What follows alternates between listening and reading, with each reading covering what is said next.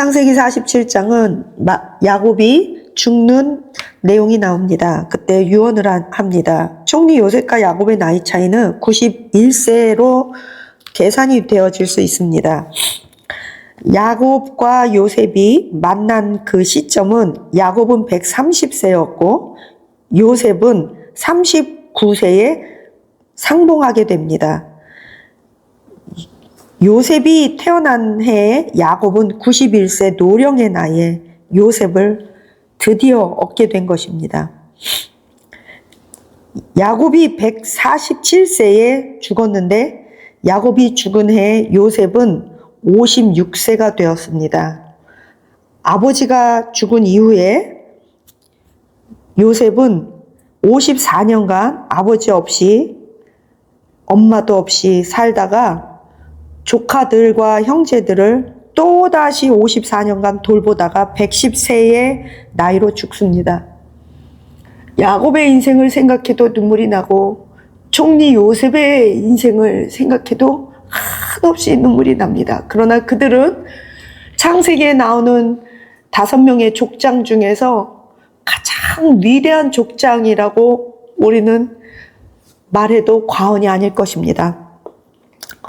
무엇보다 야곱을 통해서 12지파가 나올 수 있게 되었고 총리 요셉을 통해서 출애굽의 문을 열기 시작했으며 하나님께서 아브라함과 약속했던 큰 민족을 이루는 베이스, 틀을 마련해 주신 것입니다.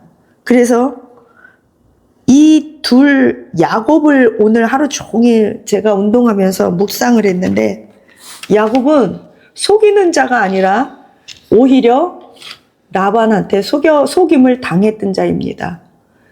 야곱은 형 에서로부터 장자권을 뺏은 자가 아니라 오히려 형 에서가 장자권을 소홀히 여겼고 그는 사모했던 자입니다.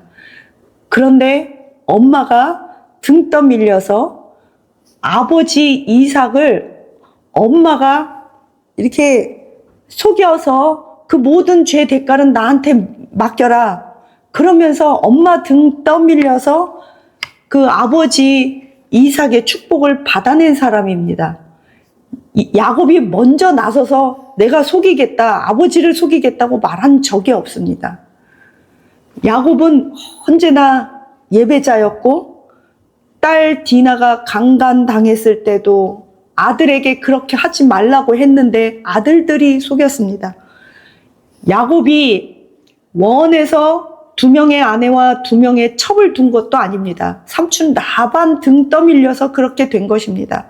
형 에서는 지인즉부터 이방 여인을 취하고 다른 여러 여자를 취했지만 야곱은 70살이 될 때까지도 장막에 거하면서 성실하게 아버지 이삭의 양들을 돌보면서 자기의 삶을 충실히 살아갔던 사람이고 밖으로 나돌지도 않았고 여자 쫓아다니지도 않았던 사람입니다. 야곱은 형 에서로부터 쫓겼을 때도 선물을 후하게 형한테 줬고 절을 하면서 몇 번씩 절을 하면서 허리를 굽히면서 겸손하게 두려움 가운데 팍팍팍팍 기면서 나아갔던 사람입니다. 야곱은 흉년이 들었을 때 자기 아들이 총리 요셉인지 모르고 애굽의 총리가 된지 몰랐을 때 아들들에게 식량을 구하러 갈 때도 몇 배나 되는 돈을 보냈고 좋은 음식들, 꿀과 복숭아 이런 것들을 다 보냈던 물질에 후했던 사람입니다. 그는 슬픔이 있을 때마다 자식들이 속여서 자기가 91세에 얻은 요셉이 죽은 것을 알고 또 자기가 사랑했던 라헬이 죽었을 때에도 그는 머리에 죄를 뒤집어 쓰면서 슬퍼하면서도 자식들한테 그렇게 원망하고 그런 것도 아니었습니다. 야곱은 자기 맏아들 르우벤이 자기 첩 빌하와 통간한 걸 알면서도 죽는 그날까지 함구하고 입을 다물었던 사람입니다.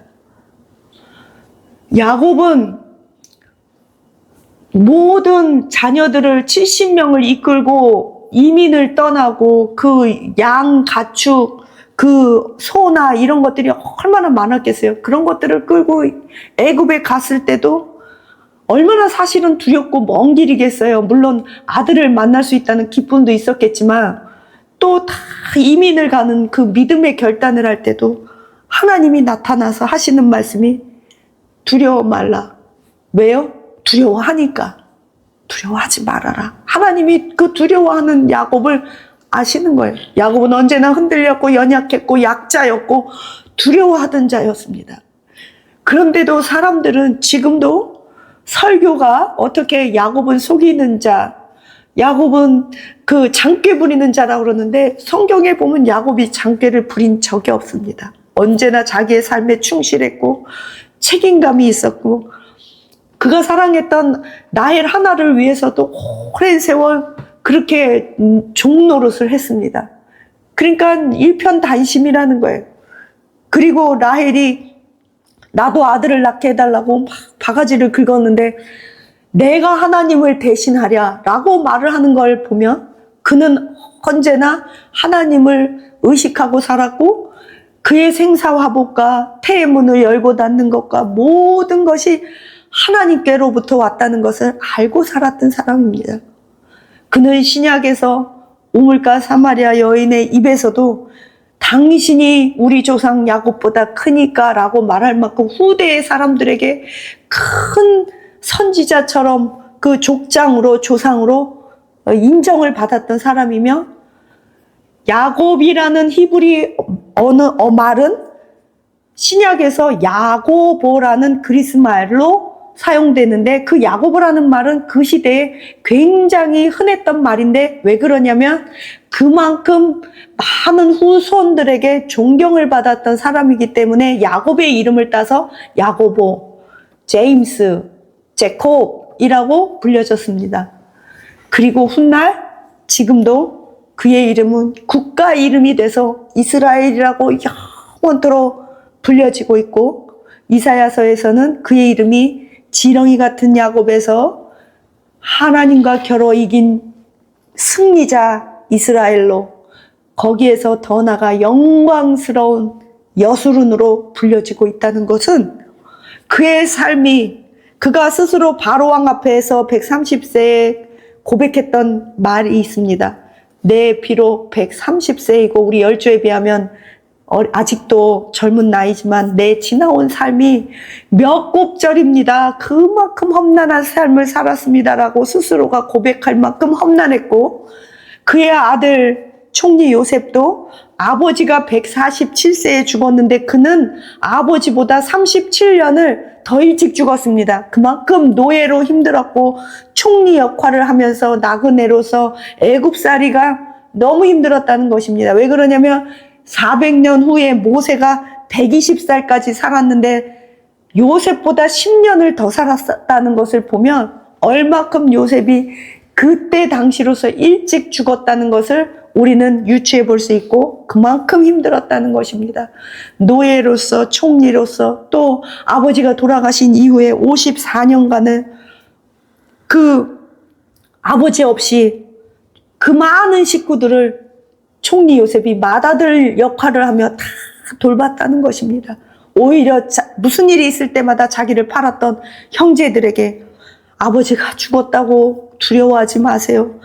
돌아가면서 아버지한테 돌아가면서 싸우지 마세요. 나를 팔았다고 근심하거나 또 싸우지 마세요. 이게 주객이 전도된 거지. 요셉이 늘 형제들을 위로해요. 참, 큰 사람이 된다는 거, 큰 축복을 받았다는 거, 큰 책임이 있다는 거, 시대적 사명이 있다는 거, 더 많이 안다는 거, 더 많이 축복받고 더 똑똑하다는 거, 더 큰 권력이 있다는 건 멍해입니다. 명예는 멍해라는 단어로부터 파생되어 나왔습니다. 명예와 권력은 멍해입니다. 하나님께서 사람들을 살리고 섬기라고 주신 엄청난 멍해입니다. 저와 여러분이 하나님께 축복받기를 원하십니까? 그것은 더 많은 멍해를 지기 원한다는 것을 인식해야 합니다. 그렇지 않으면 그 축복은 오히려 우리에게 화가 될 것입니다. 축복이 멍해가 되시기를 축복합니다. 그렇지 않으면 그것은 타락의 도구로 사용받고 타락의 길로 빠르게 가는 발걸음이 될 것입니다. 감사합니다.